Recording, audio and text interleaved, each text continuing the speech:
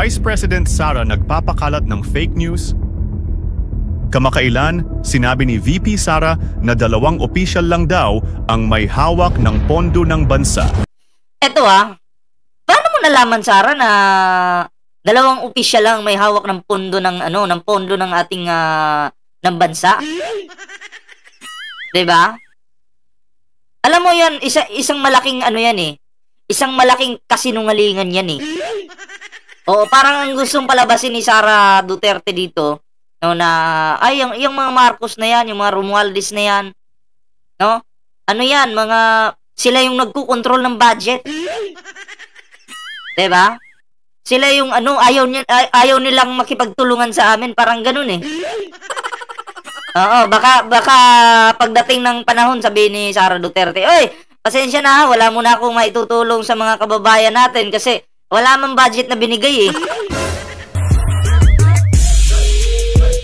Diba? Itong ginagawa ni Sara dito, ano na to eh, kumbaga, nagpanic na rin si Sara Duterte dito eh. Alam niyo kung bakit? Lubog na sila eh. Si Alice Guo nahuli na. Si Buloy nahuli na. May boss pa, si Digong. Balita ko, tinatrabaho talaga ito si Digong ng ICC ngayon. Di lang si Digong, pati mga kampon ni Digong. Mga kasama ni Digong. Diba? Tinatrabaho sila ngayon ng ICC.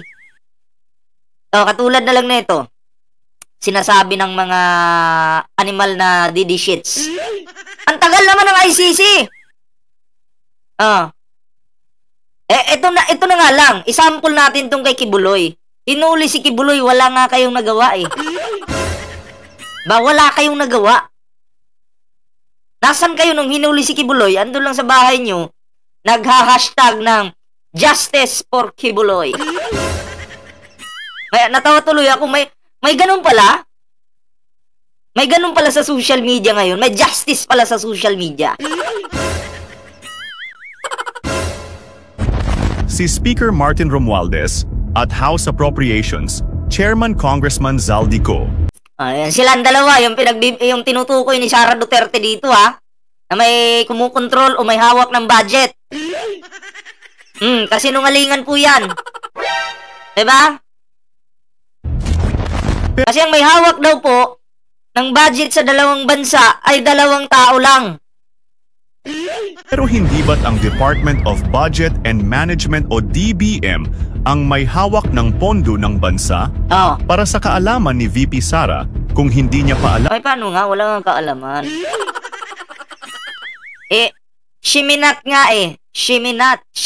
Ginawa Shiminit. Shiminit. Binago na pala yung English ngayon. Shiminate. Magandang gawa ng kanta yan. Sina Speaker Romualdez at Congressman Ko at ang higit sa 300 na kongresista ay 300 na kongresista. Mga mambabatas na nagbubusisi lang at nag-aaproba ng national budget sa susunod na taon. At ito... Hindi naman kasi pwedeng 2 tao lang yung nagkukontrol ng budget eh. May mag-a-approve niyan. Diba? Ang pangit naman na si Ballpoint Man at sino pa ba? May kasama ako, 2 kami. Kami yung magdi-decide kung sino yung bibigyan namin. Hindi naman pwedeng ganun eh. Diba? Ang pinapalabas ni Sara dito, sila yung may control, si Romualdez. At sila yung magdi-decide. Hindi po ganun. Diba? Nagkakaroon ng yan eh. Ng hearing yan eh. Diba, Sara? Ako, may-ari ng iyong kaluluwa. K.O. Maglala ako ng chokes to go mamaya. Magtagay tayo ha. Tagay tayo ng tuba. Tagay tayo ng tuba at tanduay. K.O. ay hihimayin pa rin ng Senado bago tuluyang aprubahan. Yes, tama po yan. Hihimayin muna yan. Hindi naman basta bigay-bigay. Senado po Senado. Yung maghihimay-himay niyan. Titingnan yan kung karapat-dapat bang bigyan o hindi. Diba? Yun yung Sarah, ha? Intindihin mo to, ha? Mali-mali yung mga pinagsasabi mo dyan, eh. Ay, nako. Ng 2 kapulungan, matapos pirmahan ng Pangulo, ang DBM na ang hahawak ng pondo at wala na sa kamay ng Kongreso o malinaw po yun, ha? Senado. Aral-aral pag may time VP. May kilala din ako. Si Piuna, kilala ko si Piuna eh. May kilala akong Piuna na naging lawyer siya. Mayaman sila, may pera sila. Gulat ka, kahit bobo siya, naging lawyer siya. Nagbayad pala. May kilala akong ganun eh. May kilala akong ganun. Bobo siya. Oo, dapat may palmulib. Wala man akong chikis dito. Anong sinasabi mong palmulib? Wala naman akong dito. Wala akong chicks.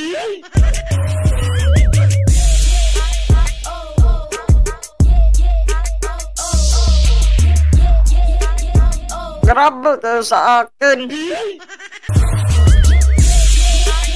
No to shiminit on ito.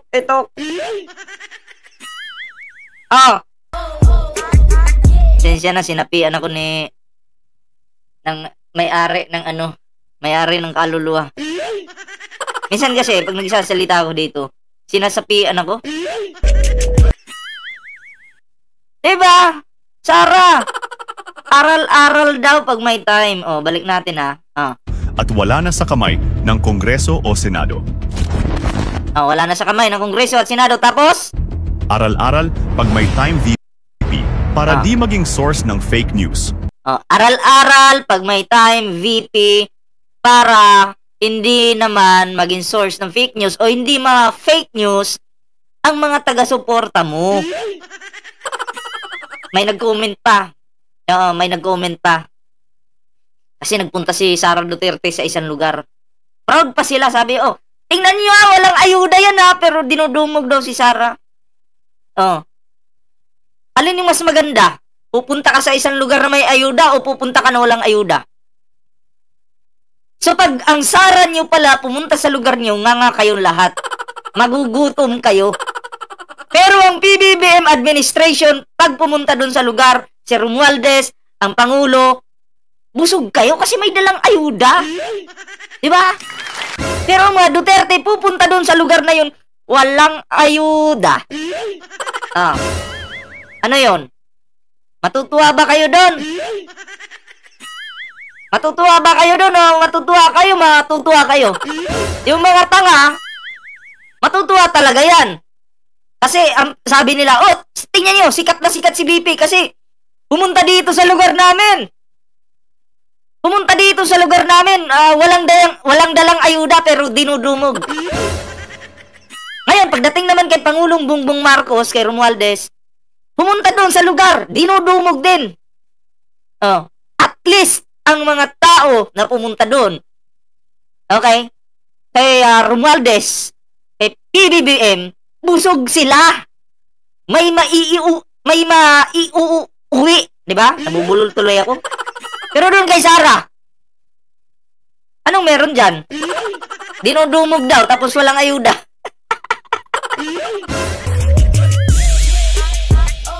So isa lang ibig sabihin yan. Walang pagmamahal si Sara Duterte sa mga nasasagupan niya. Tama ba? Son of God? Alam ko yan. Basta sinasabi ko sa inyo, ako ang may-ari ng inyong kaluluwa. Ay, shoutout kay Chris Olo Support po natin si Chris Olo. Wala na. Kinain ko na yung chokes to go. Ang wala kaming pangulam. Inulam ko na lang. Diba? Ay, naku po, Sara. Mag-aral kang muli. Mag-aral kang muli kasi ang dami-dami nang nami-make news. Dumagdag ka pa. Oo. Diba? Wag naman ganun. Kawawa yung ating bansa, Sara Duterte. Ang nasa puso't isipan nyo kasi, ay yung pansarili nyo. Makasarili kayo.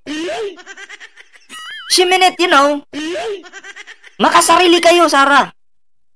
Kaya tingnan nyo, akala nyo yung ugali nyo ganyan, panghabang buhay, uubra, wala na. Natauhan na ang mga Pilipino. Diba? Dilat na. Dilat na ang mga mata ng mga supporter mo kasi kumakain ng pulburon na.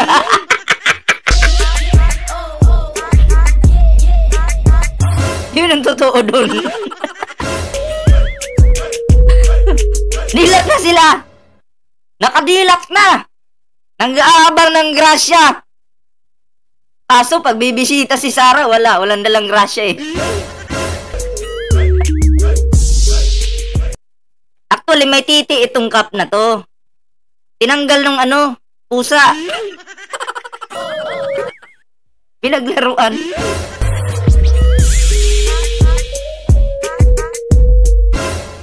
Kasi, kung ito yung next topic natin ay patungkol naman dito sa mga inabuso, no?